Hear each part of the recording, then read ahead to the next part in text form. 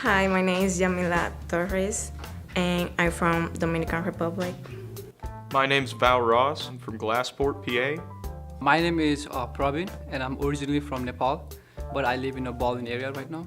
My name's Faith Muse, and I'm from Baldwin, Pittsburgh, PA. My name is Emilio Josue Roman Aquino.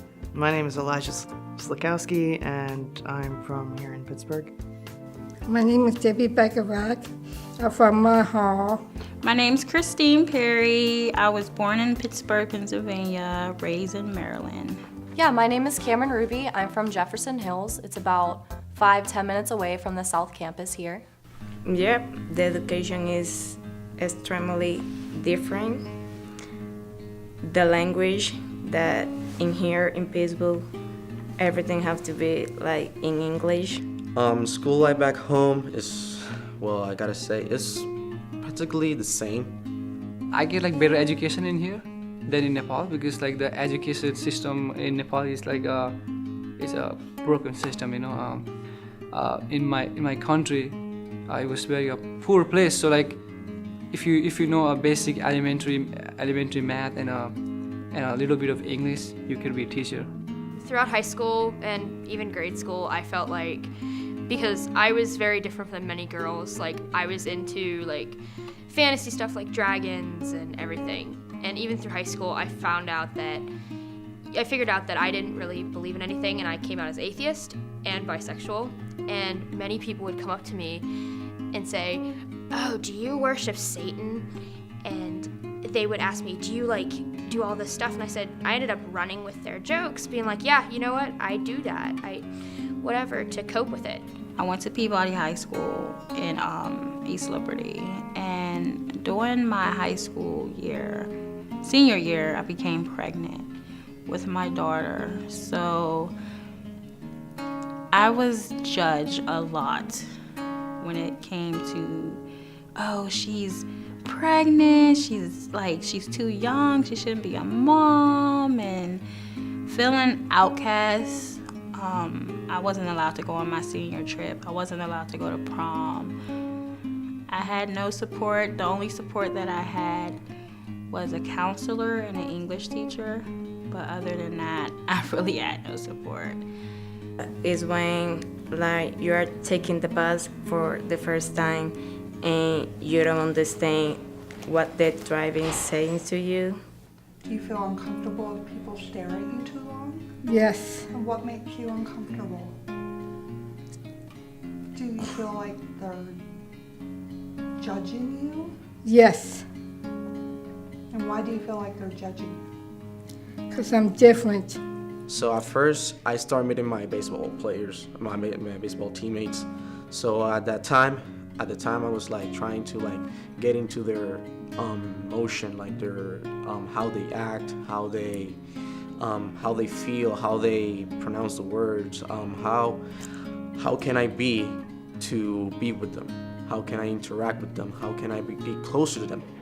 So at that time, I was like a little bit excluded, not that excluded, because I never, thanks God, I never had that situation of racism. I would say the biggest thing that did make me feel awkward in a situation was I was talking to a group of friends, and I was sharing to them about how I'm a volunteer for Special Olympics and how I'm around people who have mental disabilities quite often, and they continue to use the R word in front of me, even though I've explained to them many times, like that's a very offensive word, and I don't want to be around people that speak that type of language. So I think that was one of the biggest things that kind of hit home to me.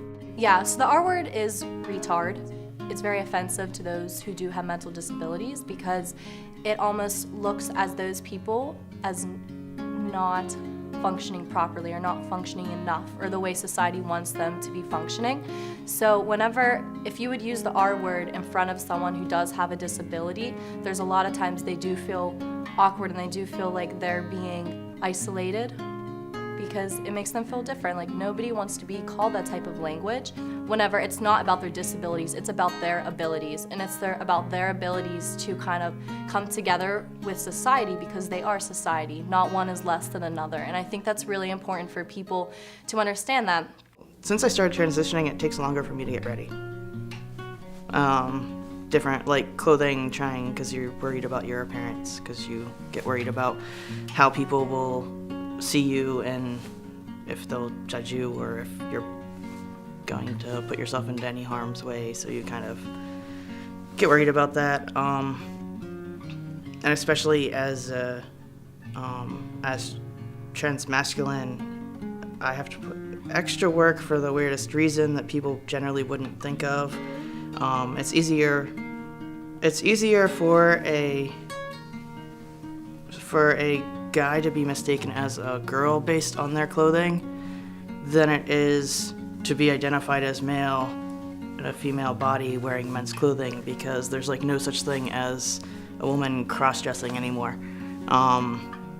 Because if it's a man's piece of clothing, some woman somewhere is making it a fashion statement.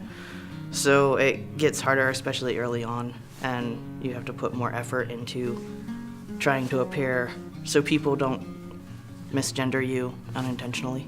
What makes you who you are, so people don't think that you're different? Yeah, what do you like? Wrestling, TV shows, What TV shows? The Golden Goose. Can you tell them about an achievement you did in the past couple months with me? What do we do on Saturdays? Go out shopping.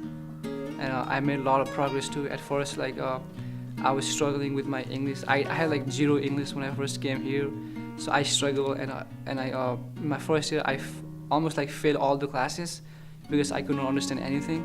But like I upgraded my grade the next semester. So I mean I have made a lot of friends, a lot of American friend, Pakistani friend, Bangladeshi friend, from very different country, So I also learned from their different perspectives. So it's really cool. At SA, South Allegheny, the high school I went to, out of the 4 boroughs that went there, all the other 3 boroughs would look at Glassport like everyone from there is scum.